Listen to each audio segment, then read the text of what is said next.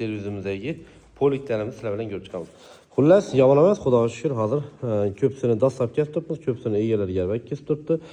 Sizlarga gösterib o'taman yana bir marta. Gentralarimiz bor. Bu yerda Lasetti Gentrada 7 ta poliklari bor. Xullas, bir qatorlarni gösterib o'tdim.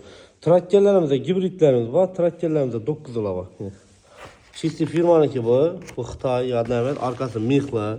Bu narsalar bize 350-800 ming so'mdan sotib turibmiz. Prosta skratimizni taxlab, polni o'zgartiratimiz. Şu an uzatratimiz. Hammasini yarı bag'asida 150 ming so'mdan. Vallahi 150 ming so'mga oddiy rezinchi qo'yibdilar. Tak, Monza'm bor ekan. Monza'ni qaranglar.